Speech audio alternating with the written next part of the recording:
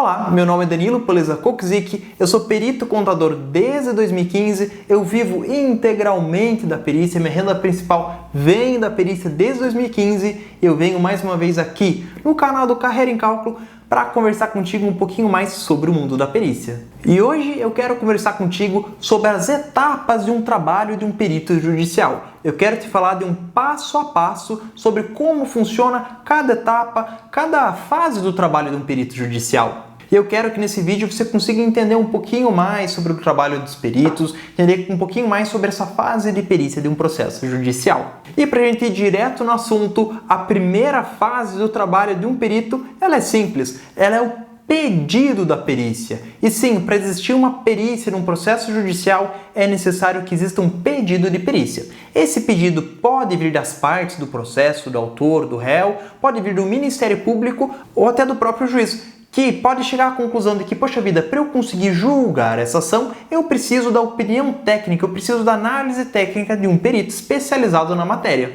Ou seja, sempre que existir a necessidade de uma perícia no processo, é necessário existir um pedido de perícia. Com o pedido, o juiz vai analisar esse pedido, vai deferir ou indeferir, e deferindo o pedido, ou seja, aceitando o pedido, ele vai intimar as partes para apresentar os seus assistentes técnicos, ou seja, os peritos que vão defender os interesses deles, e aí ele vai nomear um perito judicial, um perito imparcial que vai atuar nesse caso. E até agora o perito não sabe que ele foi nomeado naquele processo judicial para atuar como perito, porque as partes vão ter prazo para se manifestar, prazo para apresentar assistente técnico, prazo para fazer perguntas lá no processo para o perito e coisas assim. Com isso nós vamos para a segunda fase do trabalho de um perito, que é a intimação do perito, ou seja, é um momento que o perito fica sabendo que ele foi nomeado para atuar naquele processo. Basicamente, a vara vai entrar em contato com aquele perito, seja por e-mail, seja por telefone, até em alguns casos, para avisar, olha, você foi nomeado para atuar como perito naquele caso. E aí o perito precisa dizer se ele aceita a nomeação ou não e qual que é o valor dos honorários que ele vai cobrar para aquele caso. Com isso, a gente chega na terceira etapa do trabalho de um perito, que é exatamente a proposta de honorários periciais. Claro que se o perito vê que ele não tem conhecimento técnico suficiente para trabalhar naquela perícia, ou então que é um caso que não é interessante para ele, ele pode simplesmente rejeitar a nomeação. Rejeitando, acaba aqui o trabalho daquele profissional e o juiz vai nomear outro perito. Mas caso o perito queira trabalhar na perícia, ele vai fazer uma petição aceitando o trabalho e vai apresentar uma proposta de honorários periciais. E aí, como que ele vai fazer essa proposta? A gente tem um vídeo aqui no canal que eu comento um pouquinho, eu conto para vocês como funcionam os honorários do perito. Se você ainda não assistiu, assista para entender a realidade dos honorários periciais. Mas basicamente, o perito já vai fazer uma análise do processo para ver se ele tem conhecimento, vai ver os quesitos que ele tem que responder, ele vai entender o que está sendo discutido naquele processo, ele vai entender como ele pode agregar naquele processo, se de fato ele tem conhecimento para responder todas as questões necessárias. Com essa análise, ele já vai ter uma ideia do tempo necessário que ele vai precisar para fazer aquele trabalho.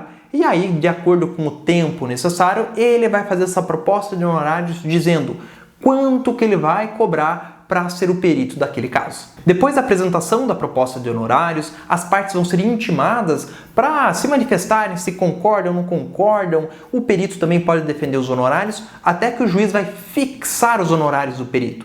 Quando o juiz fixa, homologa os honorários e fala, olha, o honorário do perito é X, é o que ele pediu, ou então é o valor tal, e o perito aceita esses honorários, o perito vai dar início ao trabalho pericial. E essa é a quarta fase do trabalho de um perito. É a comunicação do início da perícia, é quando ele vai começar a realizar o trabalho.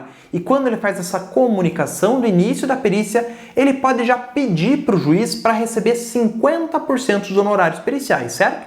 Então lá nos honorários as partes fazem um depósito judicial do valor dos honorários, então fica numa conta poupança judicial parado até que o juiz mande pagar o perito, certo? Com o início do trabalho, o perito já pode pedir 50% de adiantamento dos honorários e o juiz pode deferir esse pedido, ou seja, já pode pagar 50% no início do trabalho.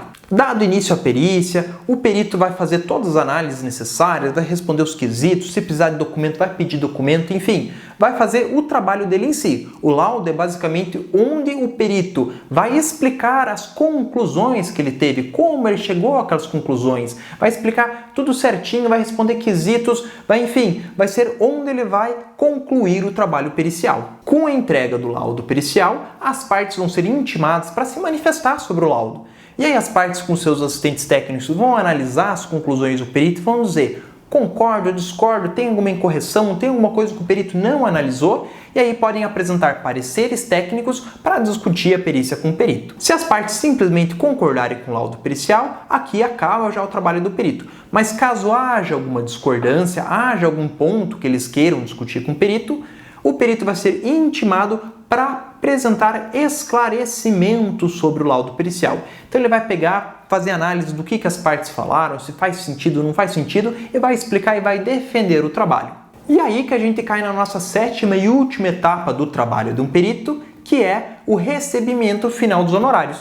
Então, depois do perito apresentar o laudo e prestar todos os esclarecimentos necessários ao laudo pericial, ele pode pedir que o juiz pague os últimos 50% dos honorários periciais. Muitas vezes nem é necessário que o perito faça uma petição do final dos honorários. Quando acaba essa fase de perícia, a própria vara já vai fazer a transferência dos honorários periciais lá da conta judicial para a conta do perito. Se você quiser entender mais sobre o trabalho de um perito, quiser entender como funcionam todas essas etapas do trabalho do perito mais detalhadamente, saber como que é a atuação do perito, como que são as manifestações, como que é o laudo, como funciona o trabalho como um todo, nós temos no Carreira em Cálculo um curso de formação de peritos, onde eu resumo esses quase meus 10 anos de atuação como perito, toda a minha experiência, aquilo que deu certo, aquilo que deu errado, para que você entenda o mercado, saiba direcionar a sua carreira e consiga economizar tempo contando com a minha experiência. Espero que esse vídeo tenha te ajudado a visualizar como que é o funcionamento de uma perícia judicial. Um abraço e até o próximo vídeo de Perícia Sem Segredos aqui no Carreira em Cálculo.